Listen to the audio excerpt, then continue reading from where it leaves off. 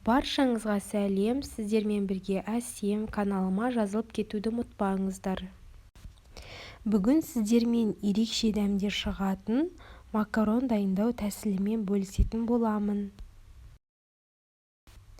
Ең алдымен майымызды табамызға құйып алып, көп қылып емес, аз мөлшерде майын құйып аласыздар. Егер де асығыс болмасаңыздар, етті үлкендеу етіп кубиктап турап аласыздар. Ал егер асығыс болсаңыз, етіңізді өте жіңішке қылып турайтын болсаңыз, етіңіз тез пісіп, тамағыңыз да тез арада дайын бола қалады. Енді қызып тұрған майымызға міндетті түрде етімізді жуып салатын боламыз. Пешіңізді қатты қыздырмай баяу отқа қойып, қақпағын жауып қоясыздар. Келесі көкөністерімізді турайтын боламыз. Помидор, перец, сәбіз турау міндетті емес. Тек жуаның өзімен ғана қуырып пісірсеңіз де макароныңыз өте дәмді болып шығады. Макарон дәмді болып шықсын десеңіздер, еттің біркелкі қуырылып пісуіне мән беріңіздер.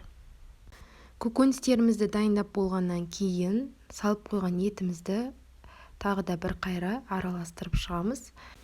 Видеода көргендеріңіздей өзінің суы бетіне шыққан. Мен ешқандай бұл жерде су құйған жоқпын.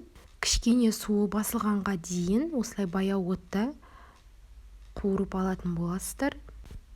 Еттің суы кішкене басылды, оның үстіне жаңағы тураған көкөністерімізді салып, ешқандай тұз, бұрыш қоспай-ақ жақсылап араластырып шығасыздар. Үстіне 1-2 ас қасық томатымызды қосып, тағы да жақсылап араластырып, 5 минуттай қайнатып аламыз. Міндетті түрде қақпағын жауып қоясыздар. Менде 5 минуттай қайнап тұрды. Бетіне кішкене су шыққаннан кейін пештің қызуын өте баяуға қойып, қақпағын жауып, ешқандай су құймай пісіріп аласыздар. Піскен етіміздің үстіне осылай су құйып, мөлшерімен жақсылап араластырасыздар. Еттің үстіне су құймасаңыз, күйіп кетеді деп еш қорқудың қажеті жоқ.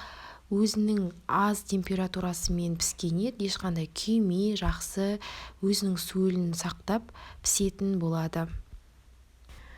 Қажетті суымызды құйғаннан кейін бір қайнатып алып, үстіне шыққан көпіршіктерін алып, келесі макаронымызды салатын боламыз. Қайнап жатқан судың үстіне аз-аздап өз мөлшерімен макаронымызды салатын боламыз. Көп болып кетпеу керек, егер де көп болған жағдайда дәмсіз, өзінің суын өзіне сақтамай құрғақ болып піседі. Суын 5 сантиметрдей макароннан асырып құясыздар.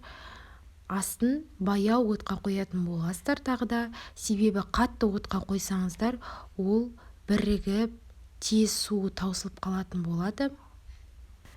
Көргендеріңіздей менің макароным дайын болды. Ешқандай құрғақ емес, суы да көп емес, әдемі болып шыққан.